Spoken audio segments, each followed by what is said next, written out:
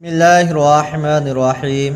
ایک ولی اللہ کی مقبولیت کا واقعہ۔ میرے عزیز دوستو، بیان کیا جاتا ہے کہ وسرا کا ایک سردار ہمیشہ اداس اور غمگین رہتا تھا کہ کسی نے اس سے دریافت کیا کہ آخر اس پریشانی کا سبب کیا ہے۔ اس پر سردار نے جواب دیا کہ بات کہنے کی نہیں پر کہی جاتی ہے کہ مجھ سے ایک ولی اللہ کی خدمت میں کچھ بے ادبی ہو گئی تھی، اس لیے ڈرتا ہوں کہ قیامت کو اس کے مواخذے میں گرفتار نہ ہو جاؤں۔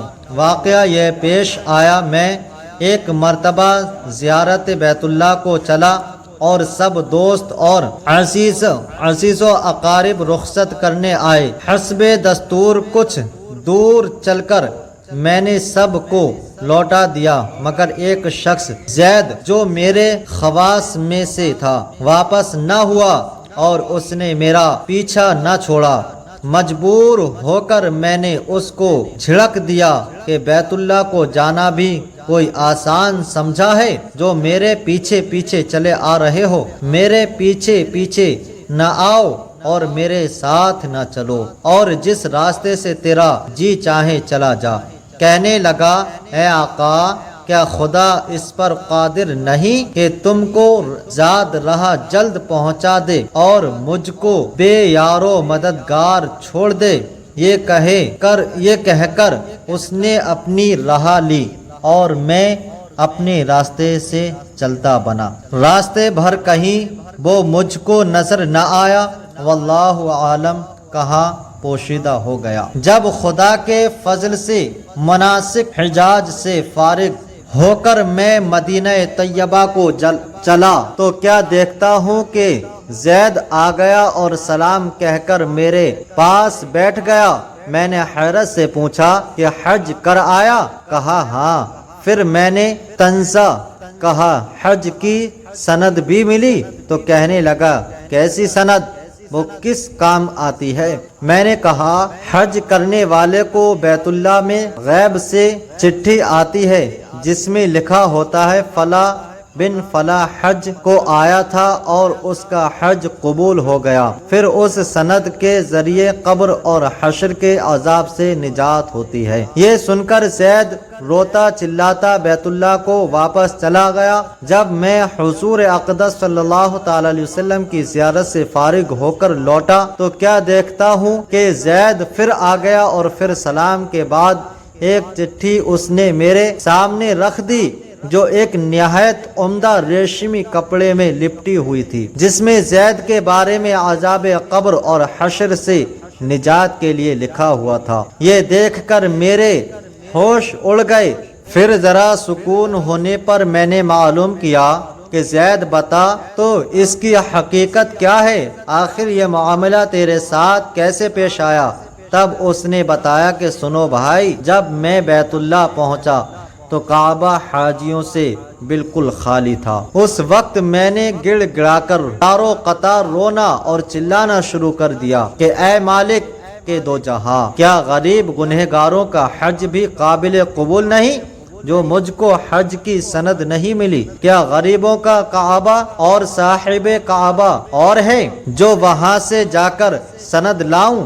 مجھ کو قسم ہے تیرے عزت و جلال کی، جب تک چٹھی نہ پاؤں گا کعبہ سے باہر نہ جاؤں گا اور روتے روتے یہی مر جاؤں گا۔ اچانک غیب سے آواز آئی، اے زید، نجات کی چٹھی لے اور جا اپنی راہ لے۔ پھر یہ چٹھی میرے ہاتھ میں آ گئی، اس کو لے کر میں چلا آیا۔ یہ سن کر میری حیرت کی انتہا نہ رہی کہ اللہ اکبر، اس شخص کا یہ اعلیٰ مرتبہ ہے جس سے میں آج تک واقف نہ تھا۔ پھر عزت و احترام کے ساتھ میں اسے اپنے ساتھ بصرہ لے آیا۔ وہ چٹھی نہایت احترام و تعظیم کے ساتھ ایک صندوق میں بند کر دی۔ جب کبھی جی چاہتا تو انتہائی ادب و احترام سے نکال کر اس کی زیارت کر لیتا، چومتا اور آنکھوں سے لگاتا تھا اور پھر محفوظ کر دیتا۔ اتفاقاً میں کہیں سفر میں تھا کہ میرے پیچھے زید کا وصال ہو گیا جب میں واپس آیا تو اس خبر سے میرے رنج و قلق کی انتہا نہ رہی کہ افسوس میں ایسے ولی کی تدفین میں شامل نہ ہو سکا۔ پھر اچانک مجھے وہ چٹھی یاد آئی جو میرے صندوق میں محفوظ تھی۔